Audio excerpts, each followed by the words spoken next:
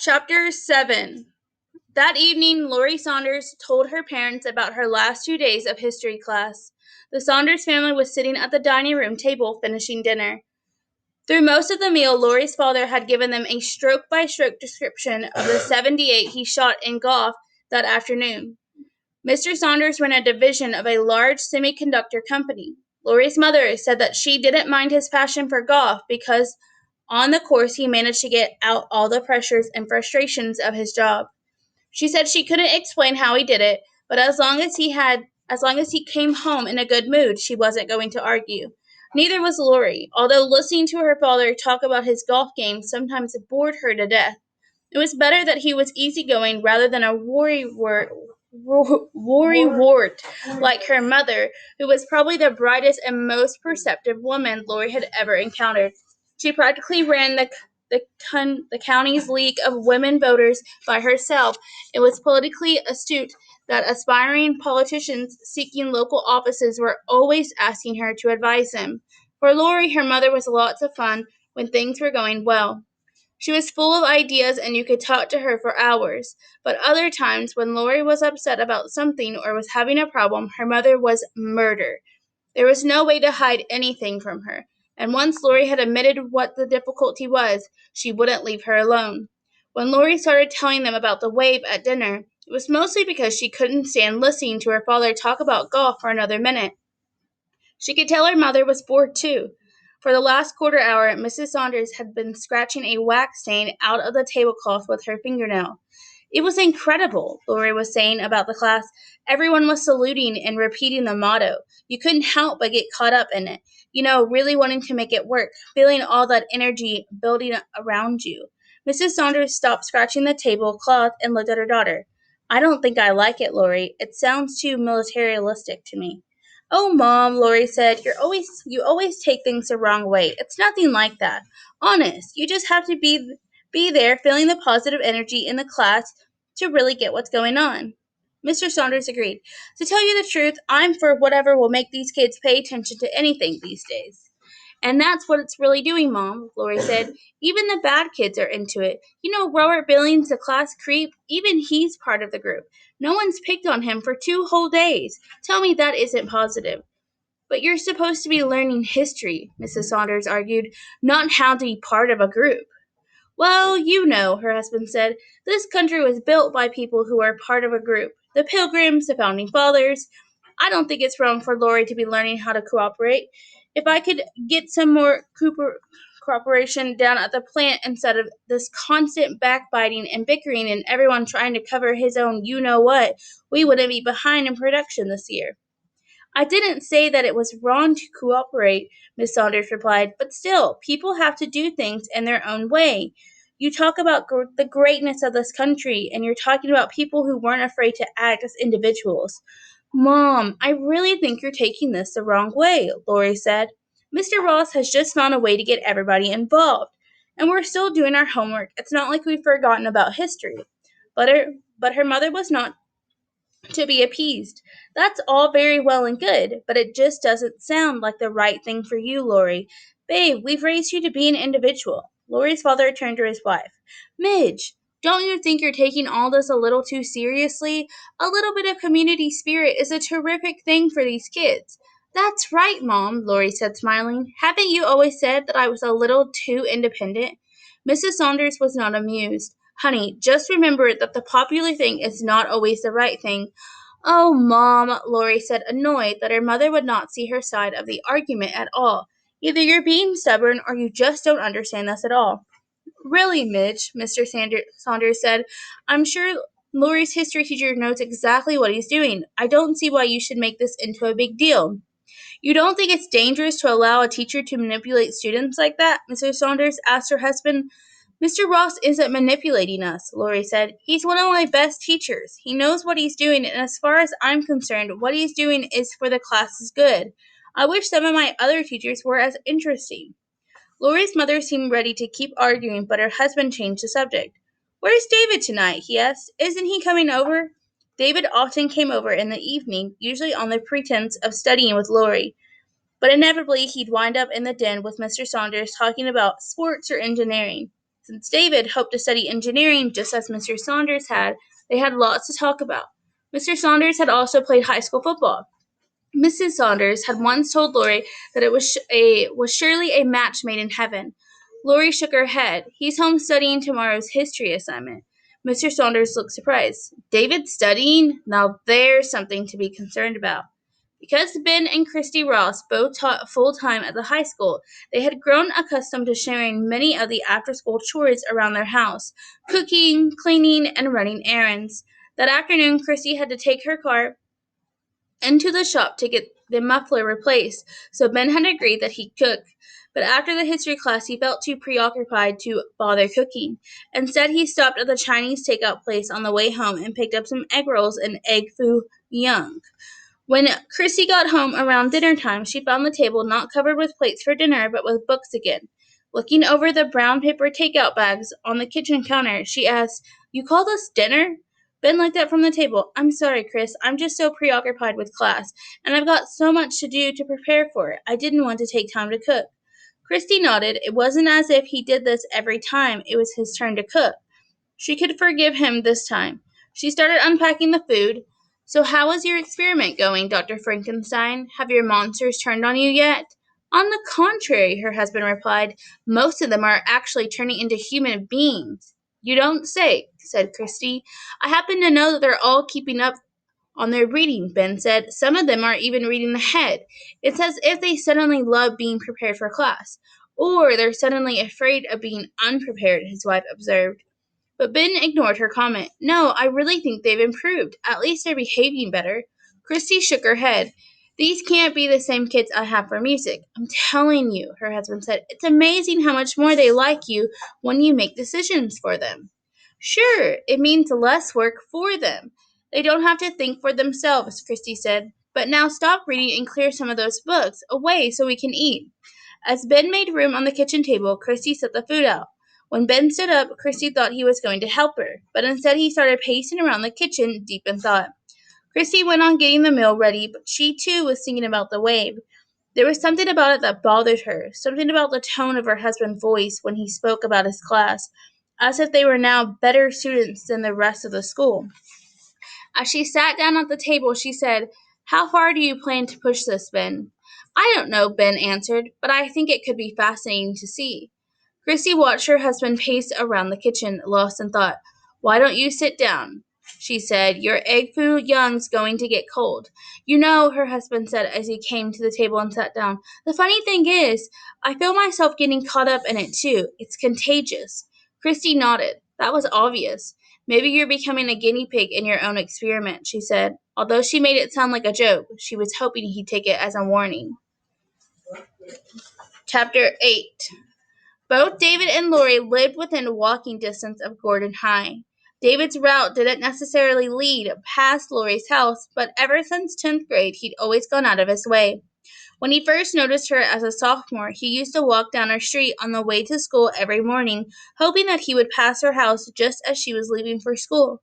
At first, he managed to run into her only about once a week, but as the weeks passed and they got to know each other, he began to catch her more frequently until, by the spring, they walked together almost every day. For a long time, David thought this was just a matter of luck and good timing. It never occurred to him that from the beginning Laurie had waited at her window watching for him. At first she had only pretended to run into him once a week. Later she ran into him more often. When David picked up Laurie up walk with to walk with her to school the next morning, he was bursting with brainstorms. "I'm telling you, Laurie," he said as they walked along the sidewalk toward school, "this is just what the football team needs." "What the football team needs," Laurie told him, "is a quarterback who can pass, a running back who doesn't fumble, a couple of linebackers who aren't afraid to tackle, and an end." "Stop it," David said irritably. "I'm serious. I got the team into it yesterday. Brian and Eric helped me. The guys really responded to it. I mean, it's not like we improved in only one practice, but I could feel it. I could really feel the team spirit. Even Coach Schiller was impressed.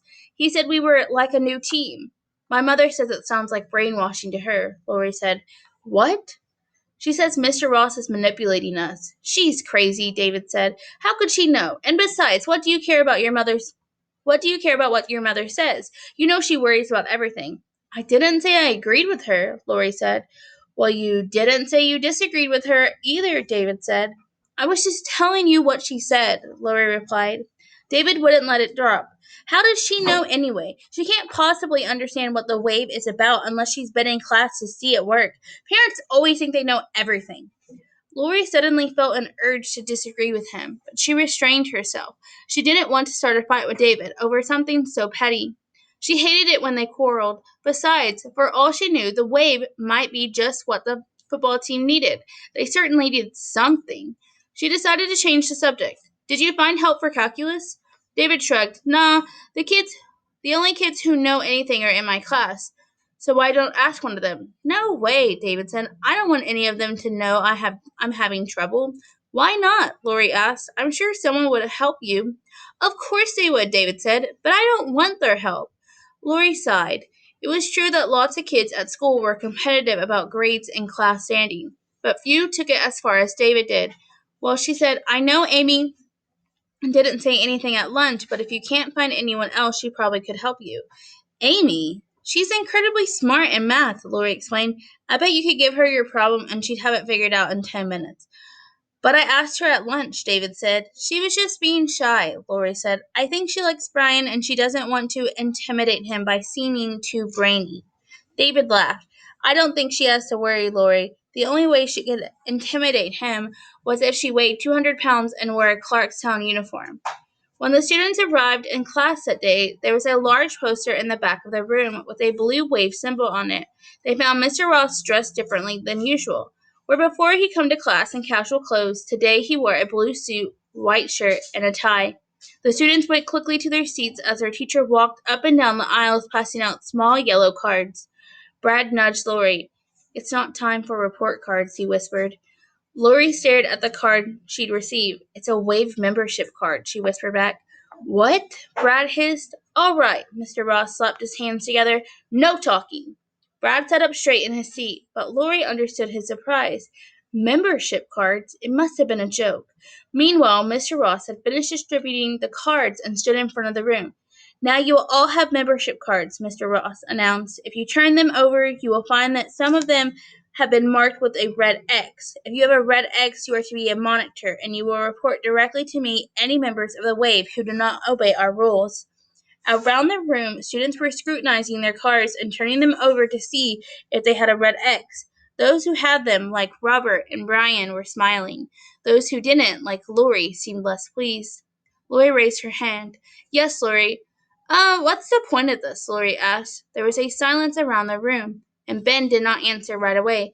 Then he said, Aren't you forgetting something? Oh, right. Lori got up, stood next to her desk. Mr. Ross, what's the point of these cards? Ben had expected someone to question him on the cards. The reason for them would not be apparent immediately. For now, he said, it's just an example of how a group might monitor itself. Lori had no other questions, so Ben turned to the blackboard and added another word to strength through discipline, strength through community. Today's word was action. Now that we understand discipline and community, he told the class, action is our next lesson. Ultimately, discipline and community are meaningless without action. Discipline gives you the right to action. A disciplined group with a goal can take action to achieve it. They must take action to achieve it. Class, do you believe in the wave? There was a split-second hesitation, and then the class rose in unison and answered in what seemed like a single voice. Mr. Ross, yes. Mr. Ross nodded. Then you must take action. Never be afraid to act on what you believe. As a wave, you must act together like a well-oiled machine. Through hard work and allegiance to each other, you will learn faster and accomplish more. But only if you support one another and only if you work together and obey the rules can you ensure the success of the wave. As he spoke, the class members stood beside their desk at attention. Lori Saunders stood with them, but she did not feel the high energy and unity she felt on previous days.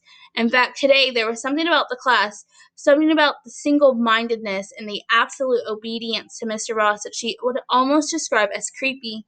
Be seated, Mr. Ross ordered, and instantly the class sat. Their teacher continued his lesson. When we first began the wave a few days ago, I felt some of you were actually competing to give the right answers and to be better members than others. From now on, I want this to end. You are not competing against each other, you are working together for a common cause. You must conceive of yourself as a team of which you are all members. Remember, in the wave, you are all equals. No one is more important or more popular than anyone else, and no one is to be excluded from the group. Community means equality within the group.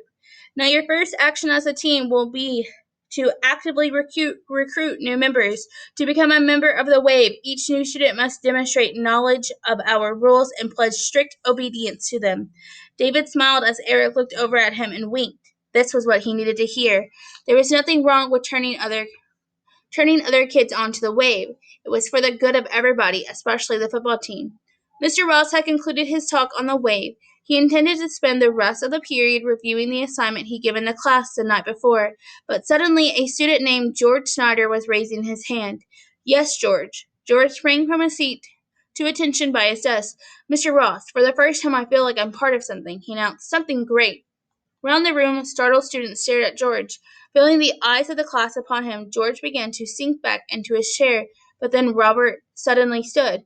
Mr. Ross, he said proudly, I know just how George feels. It's like being born again. No sooner had he returned to his seat than Amy stood. George is right, Mr. Ross. I feel the same way. David was pleased. He knew that what George had done was corny, but then Robert and Amy had done it too, just so George wouldn't feel foolish and alone. That's what was good about the wave. They supported each other. Now he stood up and said, Mr. Ross, I'm proud of the wave. This sudden outburst of testimonials surprised Ben. He was determined to get on to the day's classwork, but suddenly he knew he had to go along with class a little longer. Almost subconsciously, he sensed how much they wanted him to lead them, and it was something he felt he could not deny. Our salute, he ordered. Around the room, students jumped to attention beside their desk and gave the wave salute. The mottos followed: strength through discipline, strength through community, strength through action. Mr. Ross was picking up his class notes when the students burst forth again, this time giving the salute and chanting their motto without prompting. Then silence fell over the room. Mr. Ross gazed at the students in wonderment. The wave was no longer just an idea or a game, it was a living movement in his students. They were the wave now, and Ben realized that they could act on their own without him if they wanted. That thought could have been frightening, but Ben was confident that he had control as their leader. The experiment was simply becoming much more interesting. At lunch that day, all the Wave members who were in the cafeteria sat at a single long table. Brian, Brad, Amy, Lori, and David were there. At first, Robert Billings seemed tentative about joining them, but when David saw him, he insisted he sit at the table, telling him they were all part of the Wave now. Most of the kids were raving about what was going on in Mr. Ross's class, and Laura really had no reason to argue with them. But still, she felt odd, all that saluting and chanting. Finally, during a pause in the conversation, she said, Does anyone feel strange about this? David turned to her. What do you mean? I don't know, Lori said, but doesn't it feel a little weird? It's just so different. Amy told her, That's why it feels weird. Yeah, Brad said, It's like there's no in crowd anymore. Man, the thing that bugs me the most about school sometimes is all these little cliques. I'm tired of feeling like every day is a big popularity contest. That's what's so great about the wave. You don't have to worry about how popular you are. We're all equal. We're all part of the same community.